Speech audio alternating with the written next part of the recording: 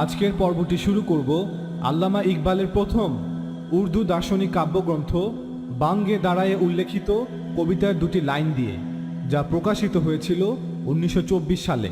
1917 সালে প্রথম বিশ্বযুদ্ধে ব্রিটিশ সেনাবাহিনী কর্তৃক জেরুজালেম শহর দখলের পর আল্লামা ইকবাল এই অসাধারণ চরণ দুটি রচনা করেছিলেন।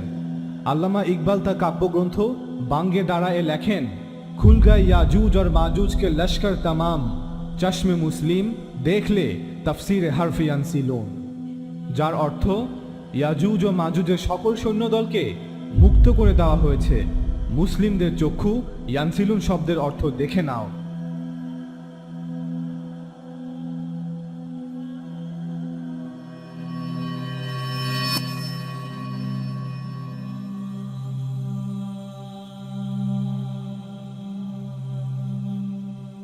وَيَسْأَلُونَكَ عَنْ ذِي الْقَرْنَيْنِ قُلْ سَأَتْلُو عَلَيْكُمْ مِنْهُ ذِكْرًا, তারা আপনাকে দুই সিং বিশিষ্ট ব্যক্তি সম্পর্কে জিজ্ঞাসা করে, আপনি বলে দিন আমি তোমাদের নিকট তার বিষয়ে বর্ণনা করব। ইন্না মাক্কান্না লাহু ফিল আরদি ওয়া আতাইনাহু মিন কুল্লি শাইইন সাবাবা, আমি তাকে পৃথিবীতে প্রতিষ্ঠিত করেছিলাম এবং প্রত্যেক বিষয়ের কার্যোপকরণ দান করেছিলাম, অর্থাৎ সব ধরনের ক্ষমতা এবং সব রকম উপায় উপকরণ এবং তৎকালীন সময়ে সব রকম সক্ষমতা, সব রকম জ্ঞান এবং যা সে অর্জন করতে চেয়েছিল, তাই নিঃসন্দেহে সুপার পাওয়ার, অর্থাৎ একটি প্রতিদ্বন্দ্বীহীন পরাশক্তি, নিশ্চিতভাবেই কোনো সাধারণ শক্তি নয়। ফাআতবাআ সাবাবা, অতঃপর সে এক কার্যোপকরণ অবলম্বন করলেন, অর্থাৎ এক পথ অবলম্বন করলেন। হাত্তা ইদা বালাগা মাগরিবা শামসি ওয়াজাদাহা তাগরুবু ফি আইনিন হামিয়া, অবশেষে তিনি যখন সূর্যের অস্তাচলে পৌঁছলেন, অর্থাৎ অস্তাচলের সময়ে পৌঁছলেন, অর্থাৎ পশ্চিম দিকে, সে এমন সময় কোনো এক স্থানে পৌঁছল যখন সূর্য অস্ত যাচ্ছে। অনেক নাস্তিক সংশয়বাদীরা এই আয়াতটি নিয়ে বিভিন্ন আপত্তি করে থাকে, মূলত আরবি ভাষা সম্পর্কে তাদের শূন্য জ্ঞান এবং কিছু ভুল অনুবাদের কারণেই এই সংশয়। এই আয়াতে আরবি শব্দ বালাগা ব্যবহৃত হয়েছে, যার অর্থ to reach or to arrive, অর্থাৎ পৌঁছানো। আপনি যদি আরবি ভাষার সবচেয়ে প্রসিদ্ধ ডিকশনারি লিসান আল আরব অথবা ইংরেজি ভাষায় প্রকাশিত এডওয়ার্ড উইলিয়াম লেইনের লেইন লেক্সিকনটি দেখেন, তবে দেখতে পাবেন যে সেখানে লেখা আছে weather it be a place or a time, অর্থাৎ এই পৌঁছানো কোনো স্থান হতে পারে অথবা কোনো সময়, অর্থাৎ একটি স্থানে পৌঁছানো অথবা একটি সময়ে পৌঁছানো। উদাহরণস্বরূপ, আমি অফিস থেকে বাসায় পৌঁছালাম অথবা আমি অফিস থেকে সন্ধ্যাবেলা পৌঁছালাম। সুতরাং উক্ত আয়াতটিতে বলা হচ্ছে, সে যখন সন্ধ্যাবেলা পশ্চিমের একটি অঞ্চলে সাগর পাড়ে পৌঁছালো, তখন তিনি সূর্যকে একটি পঙ্কিম জলাশয় অর্থাৎ কালো জলাশয়ে অস্ত যেতে দেখলেন। আয়াতের এই অংশে ব্যবহৃত ওয়াজাদা শব্দটির একাধিক অর্থ রয়েছে। লেইন লেক্সিকনে প্রত্যেকটি অর্থই উল্লেখ করা আছে, যেমন he found it, he saw it, he experienced it, he became sensible of it, অথবা হি পারসিভ ইট। ওয়াজাদা শব্দের প্রথম অর্থ সে দেখল, দ্বিতীয় অর্থ সে আবিষ্কার করল, তৃতীয় অর্থ সে খুঁজে পেল, চতুর্থ অর্থ সে জ্ঞাত হল, পঞ্চম অর্থ সে অভিজ্ঞতা নিল, ষষ্ঠ অর্থ তার কাছে বোধগম্য হলো অথবা সে অনুভব করল, অর্থাৎ তার কাছে এমনটা মনে হলো। সুতরাং এই আয়াতে যখন বলা হয়েছে যে তিনি সূর্যকে এক কালো জলাশয়ে অস্ত যেতে দেখলেন, তার অর্থ হচ্ছে তার কাছে এমনটা মনে হলো যেন সূর্যটি সমুদ্রে অস্ত যাচ্ছে, ঠিক যেমনটা আমরা দেখি যখন সন্ধ্যাবেলা সমুদ্র ভ্রমণে যাই সূর্যাস্ত দেখতে এবং অবলোকন করি কিভাবে সূর্যটি ধীরে ধীরে সমুদ্রে বিলীন হয়ে যায়। ঠিক একইভাবে সাইরাসও দেখছিলেন সূর্যটি অস্ত যাচ্ছিল একটি বড় জলাশয়ে, যা ছিল হামিয়া, কালো, অন্ধকার এবং ঘোলাটে, অর্থাৎ সে পানিতে দৃষ্টির ক্ষেত্র ছিল ঘোলাটে। অতঃপর তিনি সেখানে নিকটেই একটি জনপদ বা শহর দেখতে পেলেন। এটা কি আমাদের জন্য সম্ভব সেই জলাশয়টি খুঁজে বের করা? যদি আমরা বের করতে পারি তবে আমরা শনাক্ত করতে পারব সেই এলাকার ভৌগোলিক অবস্থা যেখানে সাইরাস গিয়েছিলেন, এবং ইনশাআল্লাহ আমরা বের করব। সুম্মা আতবাআ সাবাবা, অতঃপর সাইরাস তার দ্বিতীয় যাত্রা শুরু করলেন। এবার তিনি রওনা করলেন সূর্যের উদয় অচলে, অর্থাৎ পূর্ব দিকে পৌঁছলেন।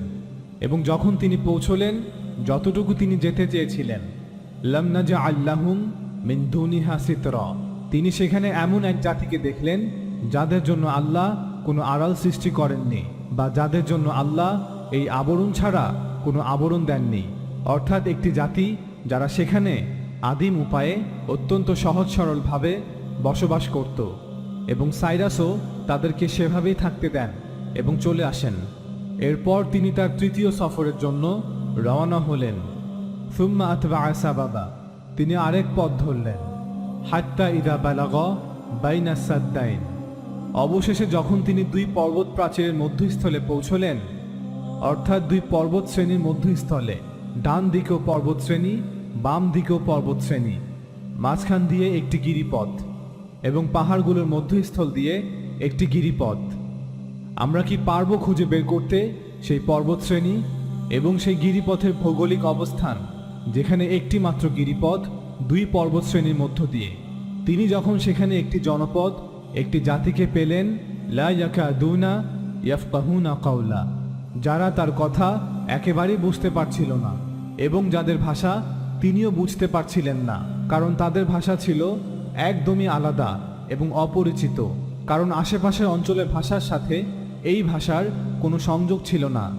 যখন তারা একে অপরের সাথে পরবর্তীতে কথা বলার ব্যবস্থা করতে পারল, তখন তারা সাইরাসকে বলল, ইয়া যুলকারনাইন, হে যুলকারনাইন, ইন্না ইয়াজুজ ওয়া মাজুজ মুফসিদুনা ফিল আরদ, ইয়াজুজ ও মাজুজ আমাদের ভূমিতে এসে অশান্তি বিশৃঙ্খলা সৃষ্টি করছে।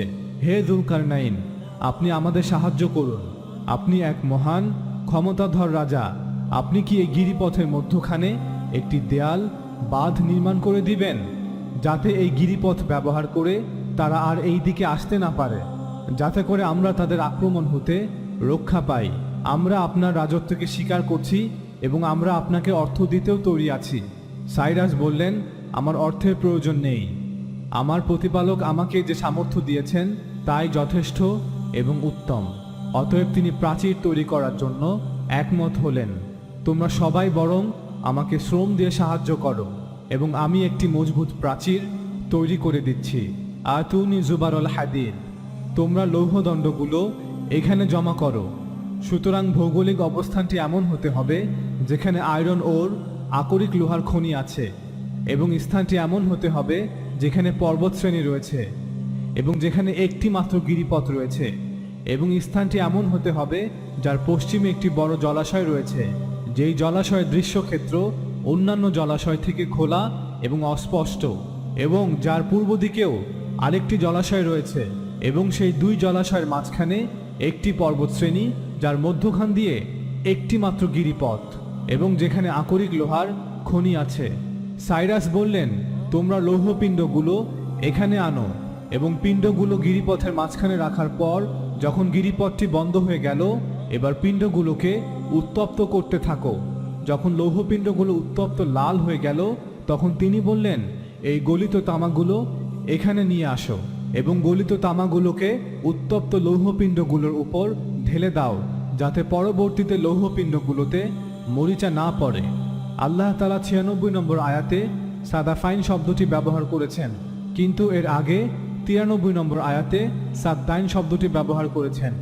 সাদ্দাইন অর্থ দুটি প্রতিবন্ধক, অর্থাৎ দুটি পর্বত শ্রেণী, কিন্তু ৯৬ নম্বর আয়াতে ব্যবহৃত সাদাফাইন অর্থ দুটি খাড়া বাঁধ বা দুরারোহ পর্বত গাত্র, অনেকটা সমুদ্রের প্রান্তে থাকা খাড়া পর্বতগুলোর মতো, যেন একটি ঝিনুকের খোলসের দুটি পাশ।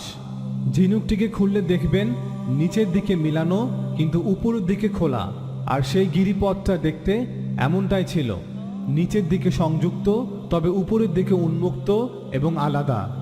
গিরিপথটি বন্ধ করে দেয়ায় ইয়াজুজ মাজুজ গোত্রের লোকেরা আর এই পাশে ডাকাতি বিশৃঙ্খলা লুণ্ঠন করতে আসতে পারল না, অর্থাৎ প্রাচীরটি ডিঙাতেও পারল না আর ভাঙতেও পারল না, কারণ তাদের কাছে সেই সময় সেই প্রযুক্তি ছিল না। ফলে তারা তাদের দেশেই, তাদের অঞ্চলেই সীমাবদ্ধ থাকল। গিরিপথ প্রাচীর দিয়ে আটকে দেওয়ার পর সাইরাস বললেন, হাদা রাহমাতু মির রব্বি, এটা আমার প্রতিপালকের অনুগ্রহ, তার দয়াতেই আমি সফল হয়েছি।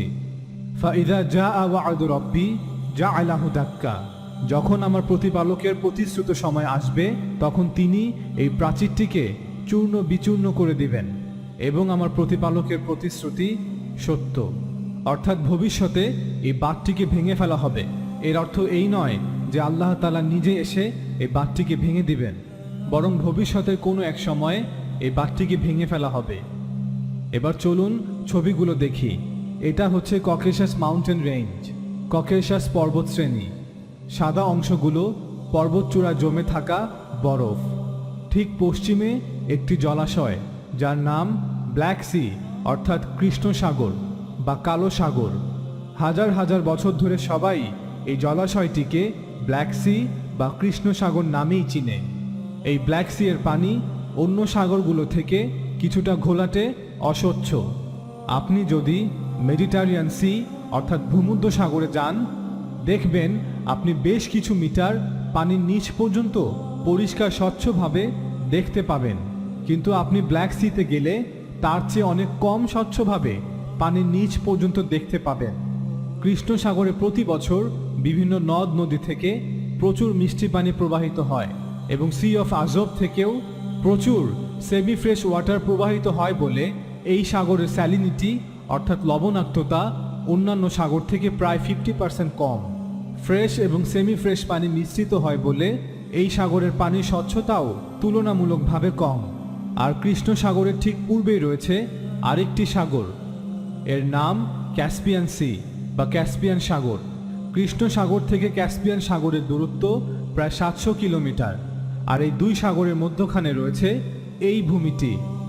আর আমরা প্রথম পর্বে দেখিয়েছি যে সাইরাস তার দেশ বিজয়ের অভিযানে এই ককেশাস অঞ্চলের পর্বতশ্রেণী পর্যন্ত বিজয় লাভ করেছিলেন, এবং তিনি তার রাজত্বকালে এই ককেশাস অঞ্চলের বিভিন্ন এলাকা শাসন করেছিলেন, যা প্রায় 300 বছর অর্থাৎ আলেকজান্ডার দি গ্রেট আসার আগ পর্যন্ত বিদ্যমান ছিল।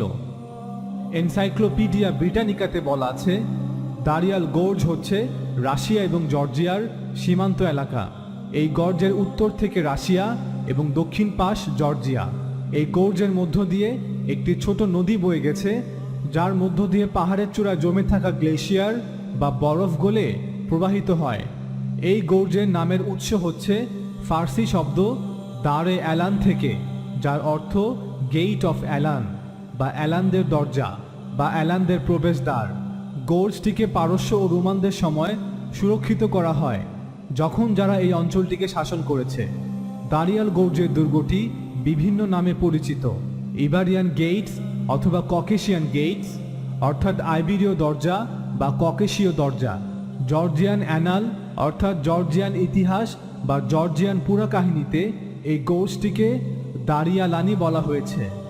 আজ থেকে 2000 বছরের বেশি সময় আগে খ্রিস্টপূর্ব 63 সনে জন্ম নেওয়া গ্রিক ইতিহাসবিদ ও ভূগোলবিদ স্টার্ভো এই গোর্জটিকে পোর্টা ককেশিকা অর্থাৎ ককেশিয়ার গেট নামে আখ্যায়িত করেছেন। 37 খ্রিস্টাব্দে জন্ম নেয়া বিখ্যাত ইতিহাসবিদ জোসিফাস লেখেন, ককেশাস পর্বত অঞ্চলে কোনো এক গিরিপথে আলেকজান্ডার দি গ্রেট একটি আয়রন গেট নির্মাণ করেন। জোসিফাসের পরবর্তী সময়ে কিছু কিছু ল্যাটিন এবং গ্রিক ইতিহাসবিদ ও লেখক সেটিকে দারিয়াল গোর্জ হিসেবে চিহ্নিত করেছেন।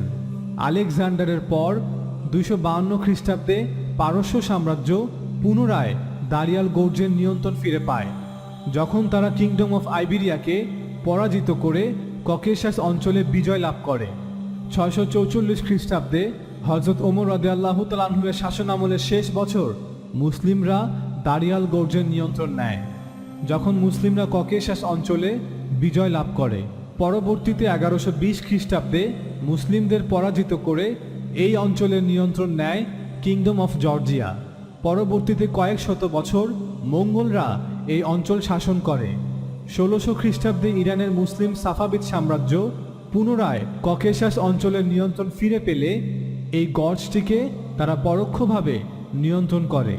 1804 খ্রিস্টাব্দে ককেশিয়ান ওয়ারে মুসলিমদের হারিয়ে এই অঞ্চলের নিয়ন্ত্রণ নেয় রাশিয়ান এম্পায়ার। পরবর্তীতে সোভিয়েত ইউনিয়নের ধ্বংসের মাধ্যমে এই গর্জের নিয়ন্ত্রণ চলে আসে বর্তমান দেশ জর্জিয়ার কাছে। এই ছবিটি দারিয়াল গোর্জের 1872 সালে তোলা। ছবিটির প্রকাশক হচ্ছে রাস্কাইয়া ফটোগ্রাফিয়া। ছবিটির ডান দিকে লক্ষ্য করছেন একটি দুর্গের ধ্বংসাবশেষ। দেখেই বোঝা যাচ্ছে দুর্গটি অনেক আগেই তৈরি করা হয়েছিল। বাঁধের সাথে সাথে এই দুর্গটিও তৈরি করা হয়েছিল যাতে করে প্রাচীরটিকে পাহারা দেয়া যায়। ঠিক আরেকটু পেছনে বাম দিকে আরেকটি দুর্গ আছে যাকে দারিয়ালি ক্যাসেল বা দারিয়ালি দুর্গ বলা হয়। তার সামান্য ধ্বংসাবশেষ রয়ে গেছে। দুর্গটি একটি বড় পাথরের উপর নির্মিত যা তেরেক নদীর বাম পাশে অবস্থিত। দুর্গটি নির্মাণ করা হয়েছিল কমপক্ষে 150 খ্রিস্টপূর্বে, অর্থাৎ আজ থেকে প্রায় 2150 বছর পূর্বে। এই দুর্গটি ব্যবহৃত হতো দারিয়াল গোর্জটিকে পাহারা ও সুরক্ষিত রাখার জন্য। যখন রোমানরা 100 খ্রিস্টপূর্বে জর্জিয়াতে আসে তখন তারা এই দুর্গটি নিয়ন্ত্রণ নেয়।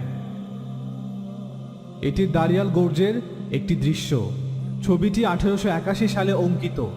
এটি হচ্ছে দারিয়াল গোর্জের original wood engraving drawn picture. ছবিটি শিল্পী German art historian Friedrich Schrader এবং French wood engraver Charles Barbant. এই ছবিটি তোলা হয়েছে 1876 থেকে 1920-এর মধ্যে কোনো এক সময়। এখানে স্পষ্ট দেখা যাচ্ছে ডান পাশে বেশ খানিকটুকু পাহাড় কেটে ফেলা হয়েছে, ফলে একটি খাদের মতো ক্ষতস্থান তৈরি হয়েছে। এই ছবিটি তুলেছেন আলেকজান্ডার রোয়েনাশভিলি। ছবিটি তোলা হয়েছে হাইওয়েটি নির্মাণের পরবর্তীতে 1898 খ্রিস্টাব্দে। দেখতেই পাচ্ছেন সেখানে নদীটির উপর গোর্জের নিকট দুর্গের স্থানে একটি লোহার ব্রিজও নির্মাণ করা হয়েছে যাতায়াতের সুবিধার্থে।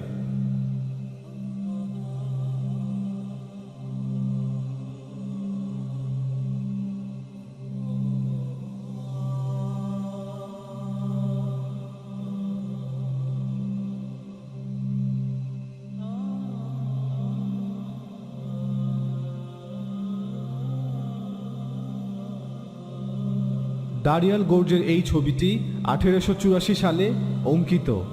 ছবিটি অঙ্কন করেছেন একজন ইউক্রেনিয়ান পেইন্টার যার নাম রুফিন গ্যাভরিলোভিচ সুতকভস্কি।